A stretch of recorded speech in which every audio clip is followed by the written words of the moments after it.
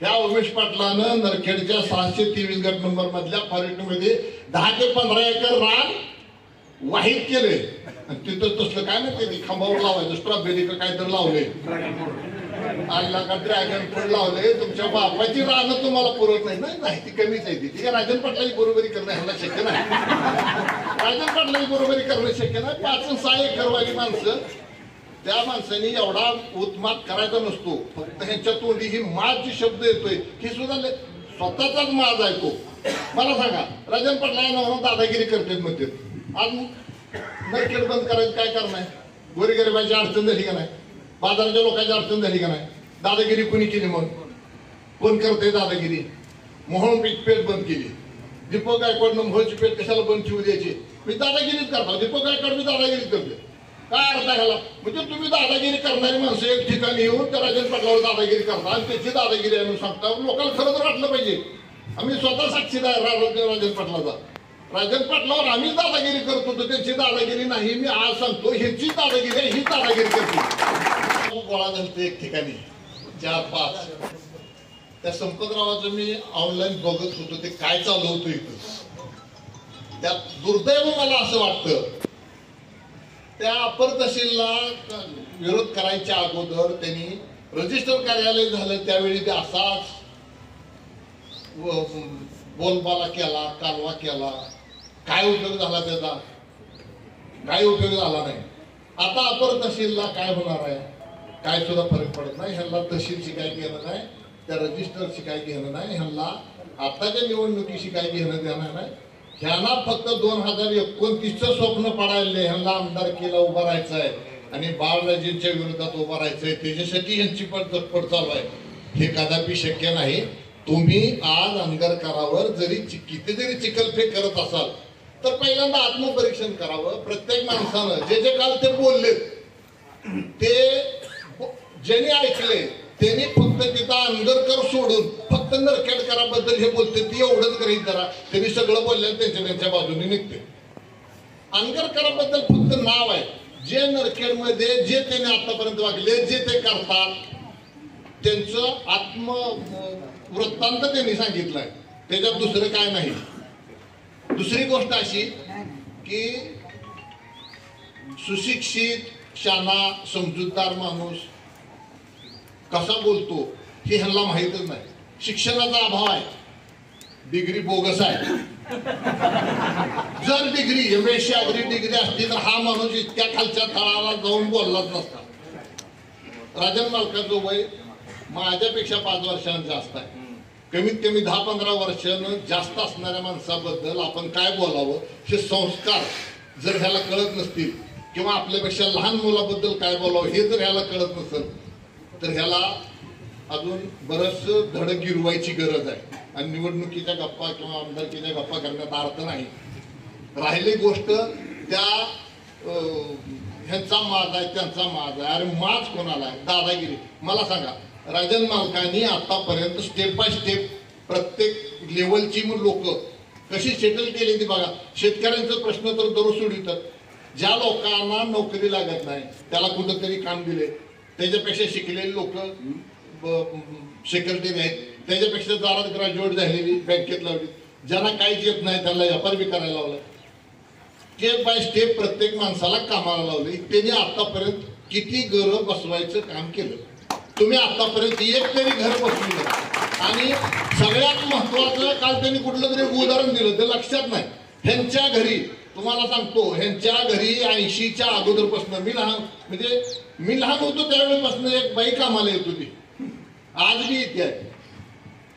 ती बाई कामाला येत होती. तिच्या ह्यांच्या हे विस्थापित होते. हे घरी नव्हते. गावबंदीचा प्रकार जो आहे ना ह्यांना अगोदर गावबंदी केलेली होती. हे गावबंदीतनं आता बाहेर निघाले. गावबंदीच होती ती मी राजन पाटलांनी पार डोसक्यावर घेतले. नाहीतर हे गावबंदीतनं उठतच नव्हते. राजन मालकाने मन मोठं केलं. ती भोळा श्याम काय सांगायचं तुम्हाला येईल त्याला आपलं बर बाबा बर. हे ह्याच्यामुळे ही सगळी ही मांडवा खालनं गेलेली लोक आहेत त्यांच्या. ह्याचा काय उपयोग नाही. ह्या लोकांनी ह्यांच्यावर एक गावातला एकही माणूस तिथं पोचत नव्हता. त्यांच्या घरी त्या बाईनं हे सगळं कमी जास्त केलं हे येतील ह्याचा लवाजमा घरी येईल 20-40 वर्षानंतर ज्यावेळी याचा त्यावेळी घरी जायचं तिथं कमी जास्ती कष्ट करायचं बघायचं याच्या घरचं. तिचा एक नातू आहे गावातला त्याला शेड टाकायचं होतं. शेड तयार करायला लावलं ह्या माणसानं पत्र्या शेड लाखभर रुपये खर्च करायला लावला आणि त्या माणसाचं शेड काढायला लावलं. मला सांगा कृतज्ञपणा कसला असतो. मोठ्या संघ बी कृतज्ञपणा करतात छोट्या बरोबर बी करतात. तुम्ही काय बोलताय काय वागताय समाज प्रत्येकानं तुम्हाला ओळखले आणि हे आता फक्त हे सगळे गोळा झाले. मला दुर्दैव असं वाटतं बरं का इतक्या खालच्या थराच्या गोष्टी. तसं तर राजन मालकाचा स्पष्ट विरोध दीपक गायकवाड 3 जिल्हा परिषद 4 तालुका पंचायत आणलेला माणूस. त्यांची एवढी ताकद असताना त्यांनी आतापर्यंत राजन पाटलावर अपशब्द वापरले नाहीत. एक जिल्हा परिषद राजन पाटलाच्या आशीर्वादाने निवडून आलेला माणूस जर असा अपशब्द वापरतो तर ताकद दीपक गायकवाडची भारी का ह्यांची भारी.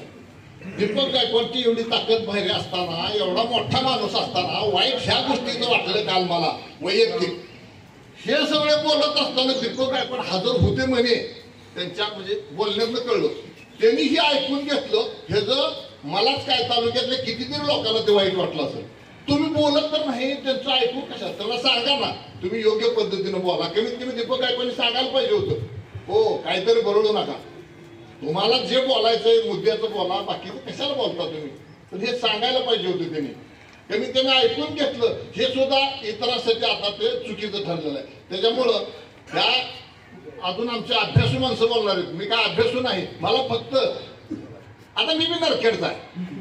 मला मी खाली पण त्यांच्या इतकं खाली उतरायचं नाही. मला ह्याच्यापेक्षा खाली उतरायला येते का तर त्यांची खोटी डिग्री आहे MSc.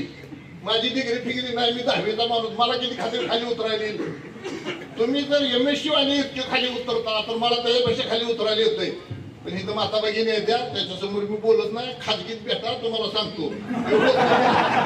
आणि सगळ्यात महत्वाचं ते अंगरकरावर जे काय फालतूगिरीचे शब्द बोलतात ना त्यांच्या 4 पिढ्याचा अभ्यास करा. काय केलंय त्यांनी कोणाची किती घरं मोडले ती किती बसवले तर कोणाचंच नाही मोडले ती किती ठिकाणची. पोलीस स्टेशन बघा. पोलीस स्टेशनला तुम्ही किती अतिप्रसंग आहेत. अतिप्रसंग केलेले आहेत. किती चोऱ्या केलेल्या आहेत. त्या किती लुबाडले. अरे फॉरेस्ट आमचा सर्वसामान्य शेतकरी फॉरेस्ट मधलं लाकूड जर तोडून आणलं तर त्याच्यावर केस होते. ह्या उमेश पाटलानं नरखेडच्या 623 गट नंबर मधल्या फॉरेस्ट मध्ये 10 ते 15 एकर रान वाहित केले. तिथं तसलं काय नाही खांबावर लावायचं स्ट्रॉबेरी का काहीतरी लावले. आला का ड्रॅगन फ्रूट लावले. तुमच्या बापाची रानं तुम्हाला पुरत नाही ती कमीच आहे. ती राजन पाटलाची बरोबरी करणं ह्याला शक्य नाही. राजन पाटलाची बरोबरी करणं शक्य नाही. 5-6 एकरवाली माणसं त्या माणसांनी एवढा उत्मात करायचा नसतो. फक्त ह्यांच्या तोंडी ही माझ शब्द येतोय ही सुद्धा स्वतःचाच माज आहे तो. मला सांगा राजन पाटला नावानं दादागिरी करतात म्हणते. आज नरखेड बंद करायचं काय कारण आहे. गोरगरिबांची अडचण झाली का नाही. बाजाराच्या लोकांची अडचण झाली का नाही. दादागिरी कोणी केली मग कोण करते दादागिरी. मोहन पेठ बंद केली. दीपक गायकवाडनं मोहनची पेठ कशाला बंद ठेवू द्यायची. मी दादागिरीच करतो. दीपक गायकवाड मी दादागिरीच करते. काय अर्थ ह्याला म्हणजे तुम्ही दादागिरी करणारी माणसं एक ठिकाणी येऊन त्या राजन पाटलावर दादागिरी करता आणि त्याची दादागिरी आणून सांगता. लोकांना खरं तर वाटलं पाहिजे आम्ही स्वतः साक्षीदार राजन पाटलाचा. राजन पाटलावर आम्ही दादागिरी करत होतो त्यांची दादागिरी नाही. मी आज सांगतो ह्याची दादागिरी आहे. ही दादागिरी करते. तुमच्या सगळ्या साक्षीने सांगतो हे दीपक गायकवाड आता हे ह्याला मिळेल संतोष पाटील. मला सांगा काय कर्तृत्ववान माणसं आहे ती. ह्या कर्तृत्ववान माणसापाशी दीपक गायकवाडनं जाऊन स्वतःचा आदर हायच्यापेक्षा पाणी कमी करते.